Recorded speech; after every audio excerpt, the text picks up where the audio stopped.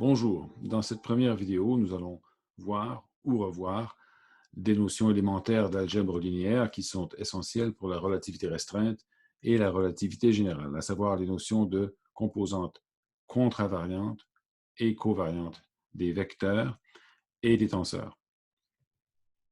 On va supposer qu'on est dans un espace vectoriel de dimension 3. Tout cela, bien sûr, est tout à fait adaptable à des dimensions différentes ou même à des espaces pseudo-euclidiens. Donc, dans un espace de dimension 3, on va utiliser une base générale dont les vecteurs sont appelés E1, E2, E3. Cette base, on va l'appeler la base directe, c'est la base avec laquelle on travaille. Et les composantes d'un vecteur A, le long de cette base, on va les appeler A1, A2, A3, donc pour faire court, AI, EI, comme ceci, avec un indice supérieur pour les composantes et un indice inférieur pour les vecteurs de base. Donc, on va dire que les indices supérieurs sont contravariants et que les indices inférieurs sont covariants. On verra plus tard pourquoi on les appelle comme ça.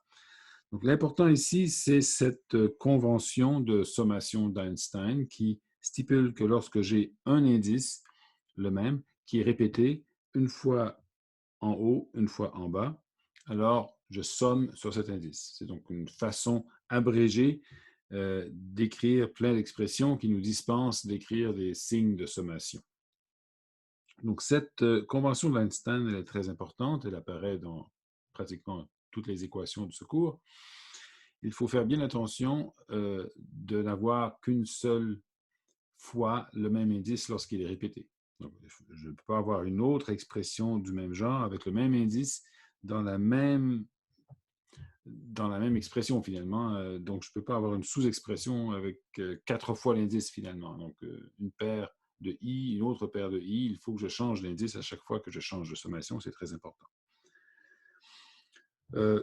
Pourquoi est-ce qu'on appelle ces composantes ici contravariantes? Pour la raison suivante. Supposons que je fais un changement de base. Donc, je me définis une nouvelle base. Donc, cette nouvelle base, je vais l'appeler E', et je vais supposer que l'ancienne base s'exprime en fonction de la nouvelle, comme ceci. Donc, j'ai une matrice lambda JI qui comporte les composantes de l'ancienne base en fonction de la nouvelle base. Et notez bien la position des indices ici. Tout ce qui est inférieur d'un côté est inférieur de l'autre aussi. Et lorsque j'ai une sommation comme ça ici, sur J, elle implique nécessairement un indice covariant et un indice contravariant. Donc, en fait, cette expression veut simplement dire ceci. C'est une façon courte d'exprimer cette combinaison. Si jamais je voulais faire la transformation inverse, c'est-à-dire exprimer la nouvelle base en fonction de l'ancienne, il faudrait que j'inverse cette relation-là et on pourrait l'écrire comme ceci, c'est-à-dire que là, j'ai échangé les primes et les non-primes et j'ai employé la matrice lambda inverse pour faire la transformation. D'accord. Bon, maintenant, voyons voir comment les composantes se transforment. Un vecteur A est indépendant de la base. Bien sûr, c'est un objet abstrait qui ne dépend pas de la base utilisée. Donc, je peux l'exprimer soit selon la première base ou la nouvelle base, ici, avec des composantes différentes, A'I. Et maintenant, je pourrais toujours exprimer l'ancien vecteur de base en fonction des nouveaux, en me servant de cette relation-ci. Mais attention, ici, j'ai EJ, et donc je vais l'écrire comme ceci, c'est-à-dire que je vais en quelque sorte échanger le rôle des indices I et J dans cette équation-ci pour l'adapter à la situation présente. Donc, j'ai cette relation ici où je somme sur l'indice I qui est répété. Bon, la raison pour laquelle j'ai changé les indices, bien sûr, c'est que je veux avoir le même indice ici et là pour que je puisse identifier les coefficients des vecteurs correspondants. Donc, je peux écrire que A'I ici est précisément égal à cette combinaison ici qui implique une sommation. Autrement dit, A'I est égal à lambda IJ en J comme ceci. Et si je voulais faire l'inverse, encore une fois, bon, je n'aurais qu'à remplacer prime par le long prime et à remplacer lambda par son inverse et j'aurais la même expression. Donc, la raison pour laquelle maintenant on appelle ces composantes avec un indice supérieur contravariantes, c'est qu'elles se transforment de la manière contraire des vecteurs de base. Autrement dit, si on regarde par exemple les anciens vecteurs en fonction des nouveaux s'expriment avec lambda, les anciennes composantes en fonction des nouvelles s'expriment avec lambda inverse. Bon, maintenant on va parler de la base duale. Donc en deux dimensions, donc ça c'est une image simple, j'ai une base directe avec les vecteurs E1 et E2, dessinés en bleu ici. Je suppose que la base n'est... En fait, je ne suppose pas que la base est orthonormale, ça pourrait être une base quelconque. La base duale est obtenue en définissant donc une autre base, mais qui a les propriétés suivantes par rapport à la première. C'est-à-dire que le deuxième vecteur de la nouvelle base est perpendiculaire au premier vecteur de l'ancienne.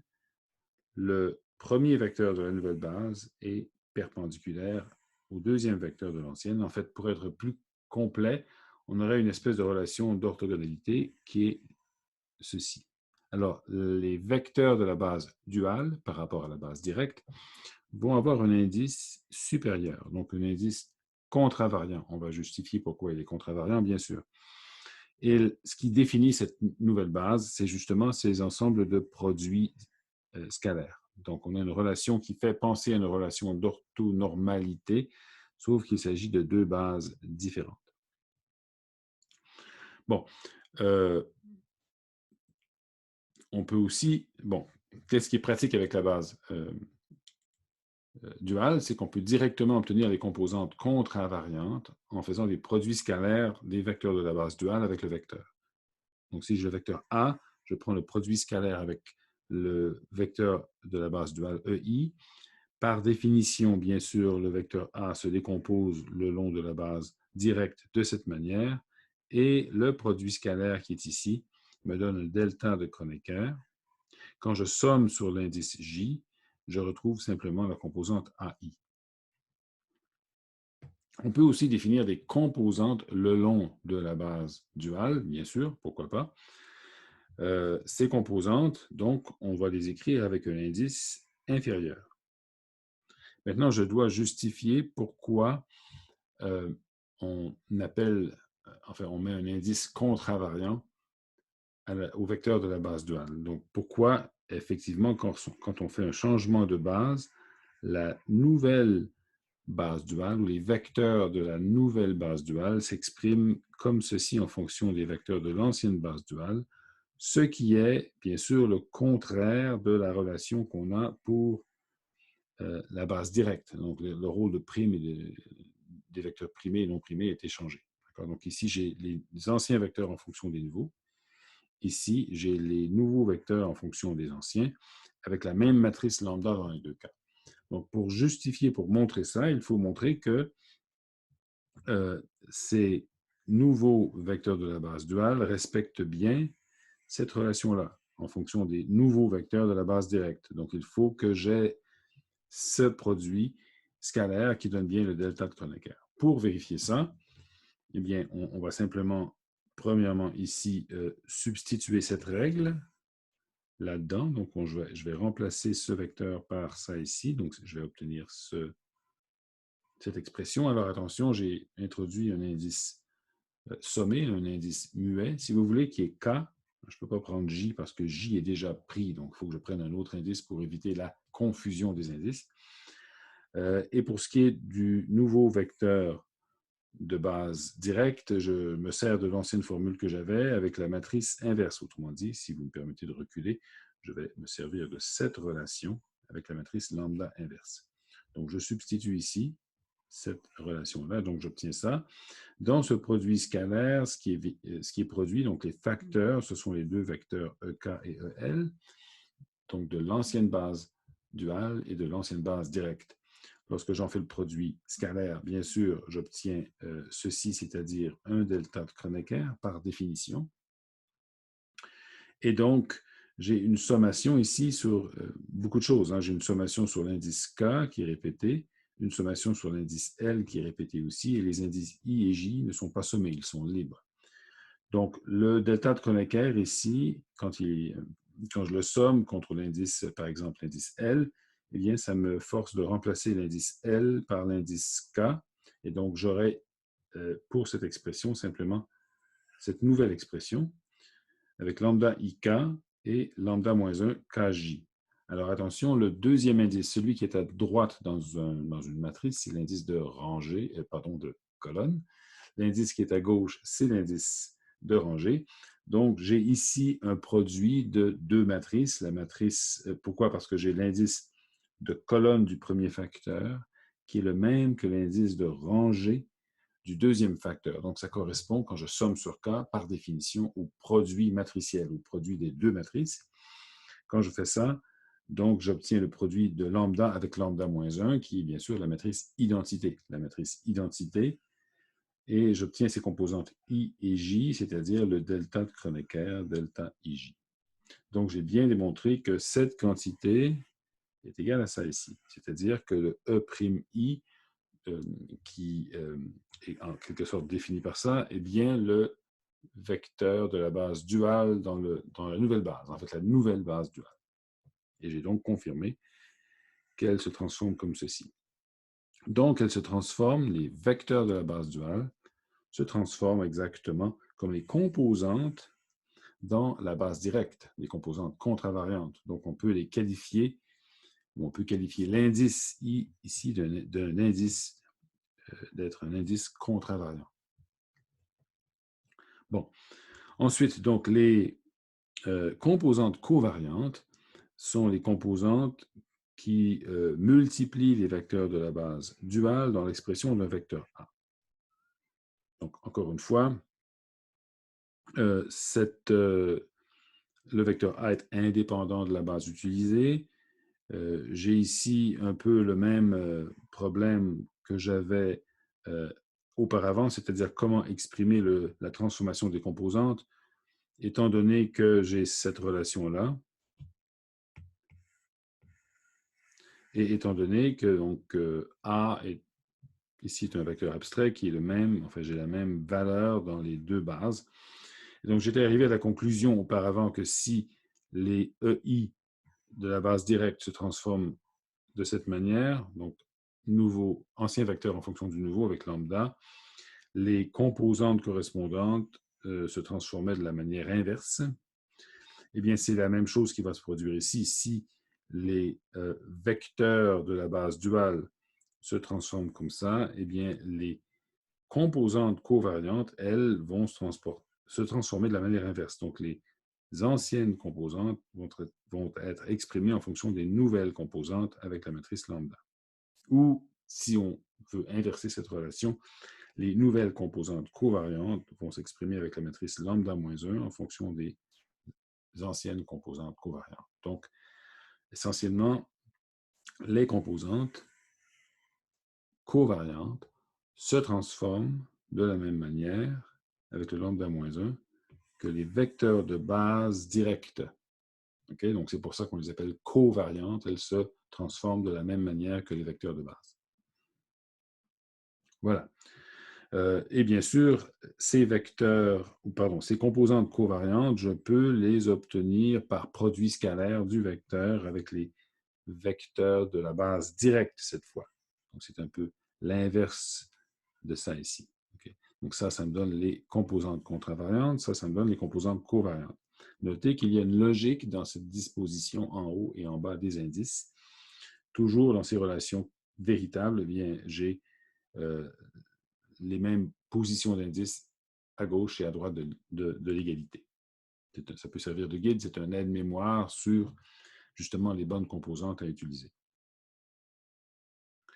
Les tenseurs maintenant. Bon, qu'est-ce que c'est qu'un tenseur? Un tenseur, c'est un élément d'un produit tensoriel. Donc, un produit tensoriel de deux espaces vectoriels, c'est comme un produit cartésien. C'est un espace produit qui comporte des vecteurs de base ou des éléments de base qui sont eux-mêmes des produits tensoriels des vecteurs de base des facteurs correspondants. Donc, autrement dit, dans un espace produit tensoriel, par exemple, le produit tensoriel de deux fois donc de notre espace vectoriel d'intérêt, eh bien, la base qu'on utilise dans le produit tensoriel, dans l'espace produit, c'est simplement un ensemble des tous les produits possibles des vecteurs de base. Est-ce qu'on peut se représenter ça comme un produit de vecteurs qui reste dans le même espace? Non, non, c'est plus abstrait que ça. En fait, j'ai 3 vecteurs de base dans cet espace et j'ai donc 9 possibilités, j'ai 9 produits comme ceci qui peuvent survenir. Donc, on ne peut pas les visualiser parce que c'est un espace au fond de dimension 9, mais au lieu de numéroter de 1 à 9 les différents vecteurs de base de ce produit tensoriel, je les numérote par des paires d'indices. Donc, des paires I et J. I va de 1 à 3, J va de 1 à 3, disons, et donc ça me donne 9 possibilités. Donc, un objet qui est défini dans ce produit cartésien va pouvoir être décomposé le long de cette base avec des composantes qu'on va affubler de 2 indices. Ici, j'ai utilisé la base ou les produits des bases directes, donc je vais avoir des indices pour les composantes qui sont des indices contravariants, mais j'aurais pu faire j'aurais pu choisir différemment, j'aurais pu prendre les produits des bases duales, et donc j'aurais ici des composantes qui comportent deux indices covariants, où j'aurais pu mélanger les deux. J'aurais pu, pour un des facteurs, prendre la base directe et l'autre facteur la base duale, ou l'inverse, comme ceci, et ça m'aurait forcé d'exprimer l'objet en fonction de ce qu'on appelle des composantes différentes, des composantes mixtes. Enfin, je devrais plutôt appeler que... Oui, c'est ça, ce sont des composantes mixtes, contravariantes, covariantes, ou mixtes, covariantes, contravariantes. Donc, physiquement, qu'est-ce que représente un tenseur? Les tenseurs vont habituellement être construits justement par des produits explicites de composantes de vecteurs. Donc, l'exemple physique le plus connu vient de l'électromagnétisme, c'est le tenseur de Faraday, qui est en fait des combinaisons, le produit des composantes des champs électriques, pardon, des combinaisons de dérivés des composantes des champs électriques et magnétiques. Donc, j'ai deux indices, l'indice de la dérivée et l'indice du vecteur, et c'est ce qui me donne le tenseur de Faraday qu'on va revoir à la prochaine section. Le tenseur le plus immédiatement utile, cependant, c'est ce qu'on appelle le tenseur métrique. C'est un tenseur très spécial. On peut le définir de plusieurs façons. Ici, on va le définir comme étant essentiellement la matrice qui nous permet de faire le passage entre la base duale et la base directe. Autrement dit, ça nous permet d'exprimer les vecteurs de la base directe en fonction de ceux de la base duale. Et pour respecter encore une fois la position des indices, pour que ce soit cohérent pour le membre de gauche et de droite, eh bien, le tenseur métrique va ici avoir deux indices covariants, deux indices inférieurs. Bon, quand on fait le produit scalaire des vecteurs de la base directe, on pourrait exprimer le premier facteur à l'aide du tenseur métrique et de la base duale comme ceci, et ensuite faire le produit scalaire ici, qui est par définition le delta de Kronecker. Lorsque je somme sur K, j'obtiens directement GIJ. Donc, une façon alternative de définir le tenseur métrique, c'est de dire que GIJ est égal au produit scalaire des vecteurs de la base directe. C'est équivalent comme définition. J'ai aussi la possibilité de définir un tenseur métrique un peu différent, qu'on appelle contravariant, qui a des indices supérieurs et qui fait l'inverse de ce que le tenseur covariant fait, c'est-à-dire que celui-ci me permet d'exprimer la base directe en fonction de la base duale, celui-là fait l'inverse, il exprime la base duale en fonction de la base directe, donc ça tombe sous le sens que les deux matrices sont l'inverse l'une de l'autre. Autrement dit, que GIK, GKJ, exprimé comme ceci avec une sommation sur K, ce qui représente un produit de matrice, devrait me donner la matrice identité, soit le tenseur, soit le delta de Kronecker. De la même manière, on peut montrer tout à fait simplement que le produit scalaire des vecteurs de la base duale va être égal à ce tenseur doublement contravariant. Ça se fait de la même manière que je l'ai fait ici, simplement en exprimant ce facteur ici en fonction de la base directe. En changeant d'indice, on trouve directement cette expression-ci. Si j'avais une base orthonormée, eh bien, la base étant orthonormée, bien sûr, GIJ serait simplement la matrice identité. Donc, il aurait cette forme ici. Et ce serait la même chose pour le GIJ contravariant, qui serait l'inverse de la matrice identité. OK, comment est-ce qu'on exprime maintenant le produit scalaire de deux vecteurs en fonction du tenseur métrique? Eh bien, on peut décomposer chacun des deux vecteurs sur la base que l'on veut, par exemple la base directe. Donc, j'aurai ici A qui est donné par A indice I, I, B qui est donné par B indice J, J. Le produit scalaire s'applique entre les vecteurs de base. Ça me donne un GIJ. Et voilà. Donc, j'ai une expression qu'on va rencontrer souvent. Le produit scalaire est donné par une expression qui implique le tenseur métrique et qui applique la convention de sommation sur ces deux indices, comme ceci. Le tenseur métrique, ce qui est important aussi, permet de passer des composantes covariantes aux composantes contravariantes et vice-versa. Donc, par exemple, si je prends la composante covariante d'un vecteur A, je sais que c'est donné par le produit scalaire du vecteur A lui-même avec le vecteur de la base directe, EI. Ce vecteur de la base directe, je peux l'exprimer en fonction du tenseur métrique et des vecteurs de la base duale. Et quand je fais le produit scalaire de A, donc le A qui est ici avec la base duale, j'obtiens la composante contravariante. Donc, j'aurai cette expression ici. Okay? Donc, ce que j'ai fait, c'est que j'ai abaissé un indice. Donc, j'ai pris l'indice contravariant ici, j'ai appliqué le tenseur métrique, j'ai sommé sur J et j'ai obtenu la composante covariante. Donc, cette opération qui me fait passer, par exemple, de cette composante à celle-ci, en appliquant le tenseur métrique, c'est ce qu'on appelle abaisser un indice. Je peux faire le contraire, je pourrais élever un indice, okay, avec le tenseur métrique contravariant. Encore une fois, on se laisse guider par la position des indices pour les placer correctement. Donc, l'indice I est un indice supérieur ici. J'ai donc besoin d'un indice supérieur à droite de l'égalité avec le tenseur métrique contravariant pour l'appliquer sur les composantes covariantes de A. Alors, notez bien sûr ici que ces quantités ici sont des nombres, ce sont des composantes de vecteurs de tenseurs, donc l'ordre dans lequel je les écris n'a pas d'importance. Il ne s'agit pas ici d'une notation matricielle, mais d'une notation indicielle. Son principal avantage, justement, c'est que je n'ai pas besoin de faire attention à l'ordre dans lequel j'écris les différents facteurs. Donc, autrement dit, cette expression est exactement la même que celle-ci.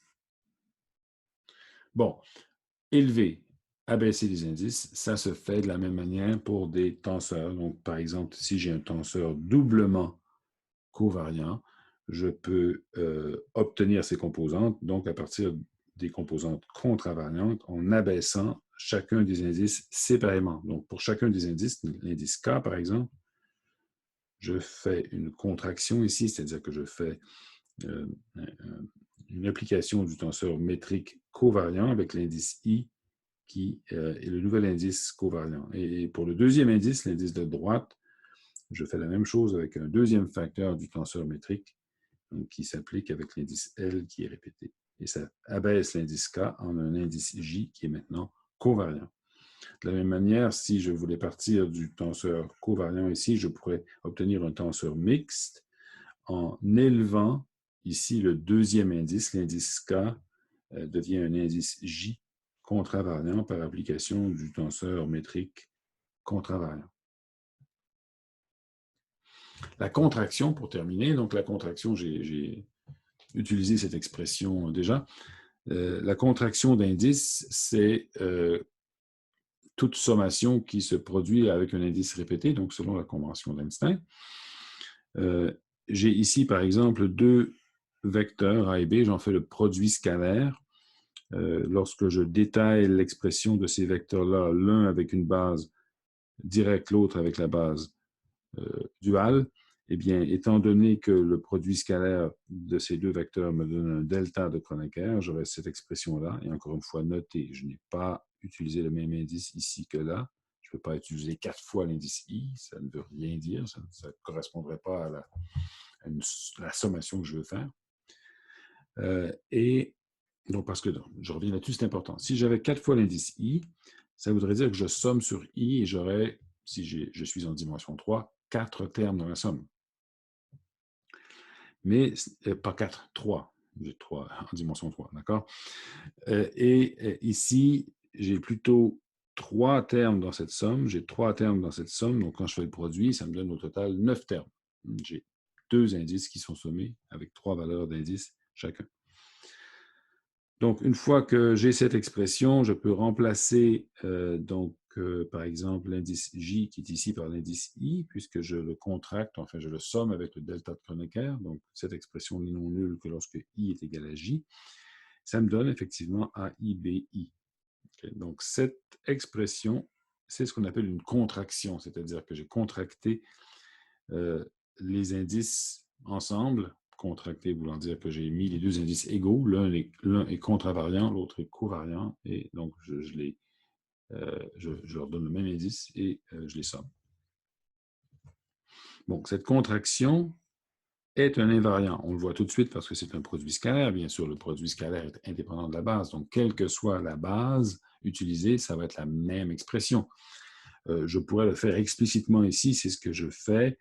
C'est un exercice qu'on peut faire, c'est un peu trivial parce qu'à la fin, on sait très bien qu'en fonction d'une nouvelle base, on devrait obtenir exactement le même genre d'expression.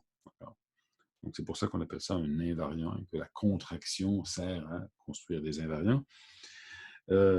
Donc, si on le fait explicitement, donc quand je change de base, la composante contravariante, l'ancienne composante contravariante va s'exprimer comme ceci en fonction de la nouvelle composante contravariante et l'ancienne composante covariante de B comme ceci en fonction de la nouvelle composante des nouvelles composantes covariantes de B.